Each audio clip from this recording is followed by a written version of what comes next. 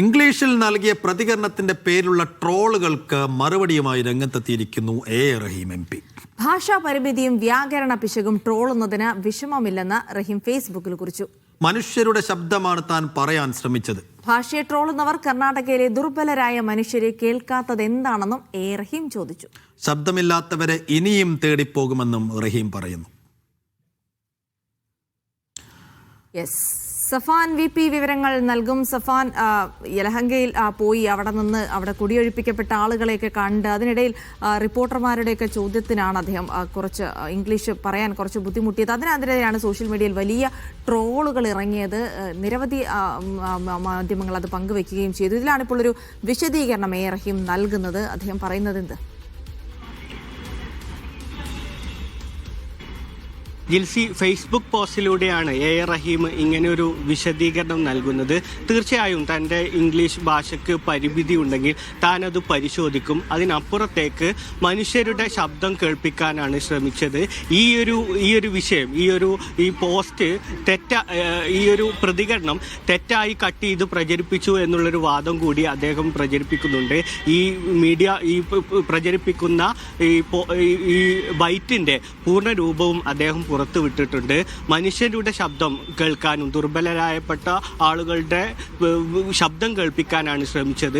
അതിലുണ്ടായ വ്യാകരണ പിശക് തീർച്ചയായും പരിശോധിക്കും. അതിനപ്പുറത്തേക്ക് ഈ ബുൾഡോസർ രാജുമായി ബന്ധപ്പെട്ടുള്ള വിഷയം കൂടുതൽ ചർച്ചയാക്കണം എന്നുള്ളൊരു കാര്യമാണ് റഹീം ഫേസ്ബുക്ക് പോസ്റ്റിലൂടെ പറഞ്ഞിരിക്കുന്നത്. മിനിഞ്ഞാന്നാണ് DYFI ദേശീയ പ്രസിഡന്റ് കൂടിയായ റഹീമിൻ്റെ നേതൃത്വത്തിലുള്ള സംഘം കർണാടകയിലെ ബുൾഡോസർ രാജ് നടന്ന പ്രദേശത്ത് പോവുകയും അവിടെ ഒരു പ്രാദേശിക മാധ്യമത്തിന് നൽകിയ പ്രതികരണത്തിനിടെയാണ് ഇങ്ങനെയൊരു സംഭവം സംഭവിക്കുന്നതും ഈ ഒരു ദൃശ്യം വലിയ രീതിയിൽ പ്രചരിപ്പിക്കുന്നതും. അദ്ദേഹത്തിൻ്റെ ഇംഗ്ലീഷുമായി ബന്ധപ്പെട്ടൊക്കെ സമൂഹ മാധ്യമങ്ങളിൽ വലിയ ട്രോളുകളും ചർച്ചയുമൊക്കെ ആയ സ്ഥിതിക്ക് കൂടിയാണ് അദ്ദേഹം ഇങ്ങനൊരു വിമർശനം നടത്തുന്നത്.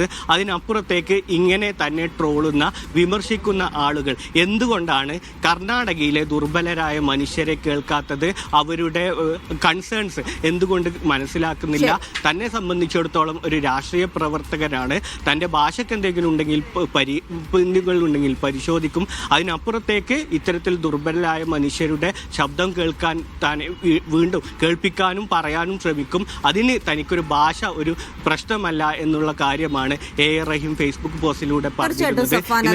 കൃത്യമായൊരു ഇടപെടലാണ് നടത്തിയത്. യലഹങ്കയിൽ പോയി ആ ഒരു പ്രശ്നം പിന്നീട് അത് കോൺഗ്രസ് നേതൃത്വത്തിൽ തന്നെ സമ്മർദ്ദം ചെലുത്താൻ CPMന്റെ നീക്കത്തിലൊക്കെ കഴിഞ്ഞിട്ടുണ്ട്. പക്ഷേ ഒരു MP ആണ്. ഭാഷ വളരെ പ്രധാനമാണ് അദ്ദേഹത്തിന് കമ്മ്യൂണിക്കേറ്റ് ചെയ്യാൻ. അതുകൊണ്ടായിരിക്കാം. പക്ഷെ ആ ട്രോളുകളോട് യോജിക്കുന്നില്ല. പക്ഷേ ഈ രീതിയിൽ പരിഹസിക്കുന്നതിനോട് വ്യക്തിപരമായി യോജിപ്പുണ്ട്. അദ്ദേഹത്തിന്റെ മാതൃഭാഷയല്ല ഇംഗ്ലീഷ്. സ്വാഭാവികമായും അതിനകത്ത് എല്ലാവർക്കും പരിമിതി ഉണ്ടാകും. പക്ഷെ അതിനപ്പുറത്തേക്ക് 2021 അദ്ദേഹം MP ആയതാണ്. അപ്പോൾ പലയിടത്തും ഈ ഒരു ഭാഷ ഉപയോഗിക്കേണ്ടതായി വരും. കമ്മ്യൂണിക്കേഷന് ഭാഷ വലിയൊരു പ്രശ്നമായി വരുന്നുള്ളത് കൊണ്ടായിരിക്കണം. പക്ഷെ അത്തരം ട്രോളുകൾ ഒഴിവാക്കി നിർത്തിക്കൊണ്ട് ഈ ബുൾഡോസർ രാജിന്റെ കാര്യത്തിൽ കോൺഗ്രസ് ഇച്ചിരി പരുങ്ങലിലായി, പ്രതിരോധത്തിലായി. അപ്പോഴാണ് ഇത് വീണ് കിട്ടുന്നത്. അതുകൊണ്ട് എല്ലാ ആളുകളിലും, സൈബർ കോൺഗ്രസ്സുകാരുടെ മുഴുവൻ ആളുകളിലും റഹീമിന്റെ ഈ വീഡിയോ ഇട്ട് പരിഹാസമാണ്. അതുകൊണ്ട് അത് അങ്ങനെ പരിഹസിക്കുന്നതിലും അദ്ദേഹത്തെ ഇങ്ങനെ ട്രോളുന്നതിലും ഉള്ള വിയോജിപ്പ് അറിയിക്കും. തീർച്ചയായിട്ടും വിയോജിപ്പ് അറിയിക്കുന്നു. പക്ഷേ MP എന്ന നിലയിൽ അദ്ദേഹത്തിന്റെ ഭാഷ മെച്ചപ്പെടുത്തുന്നത് കൂടി നന്നായിരിക്കും എന്നുകൂടി അവസരത്തിൽ